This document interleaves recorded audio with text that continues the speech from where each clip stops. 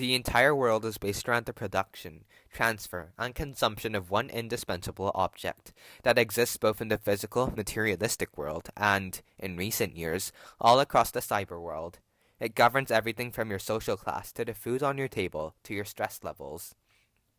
In fact, most, if not all of us, make it our life's mission to gain more of it. It is none other than money.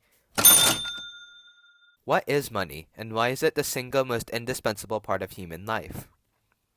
Welcome to the 6th episode of Season 1 of Lively Live Life, a podcast by the Information Institute that explains the science behind everyday phenomena.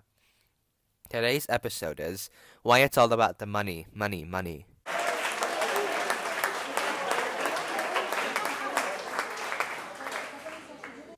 Humans have always needed a standardized way to exchange goods ever since prehistoric times. When we were still hunter-gatherers, though, people didn't exchange goods based on dollar bills. Instead, our ancestors traded physical goods for other goods.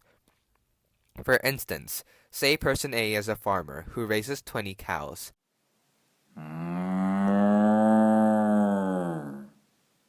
While his source of meat and milk is stable, he lacks vegetables. Meanwhile, person B is another farmer who harvests tomatoes and carrots, yet lacks meats and dairy.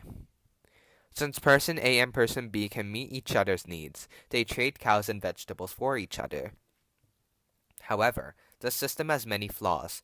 What if person A can't find another person who is willing to trade vegetables for a cow?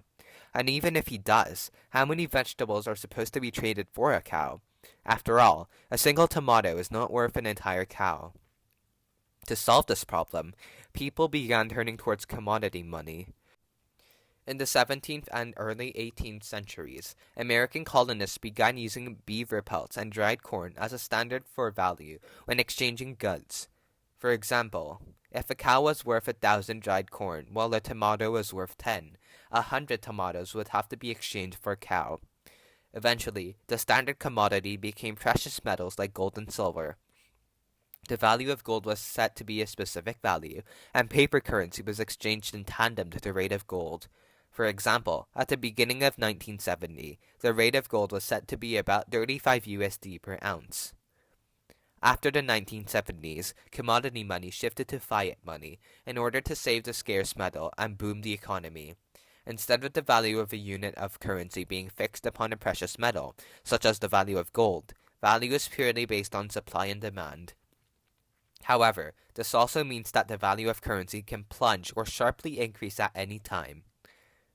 Okay, knowing all of this, why are people so obsessed with earning money? Basically, it boils down to two causes: human nature and the norms of society. In the 21st century, it is impossible to live without money. Every single necessity, in addition to distractions like vacations and gourmet meals, requires a transaction. So living without an influx of money would mean a certain death. But we are also greedy and expansionists. Merely getting what's necessary isn't enough to satisfy us. We also need 3-day weekends, fancy resorts, cruises, business class seats, mansions, and sports cars. Millionaires strive to be billionaires, who strive to be trillionaires. Psychologists even classify over-obsession with money as a mental disorder. Generally, people with so-called money disorder believe that earning money is the only way of life, seeing everything through the lens of its profitability, spend too much or too little money, and abandon friends, family, and health. Solving money disorder requires visits to a therapist who can aid in identifying underlying causes of the disorder, such as anxiety or trauma. In the end, while certainly important, not everything should be about the money.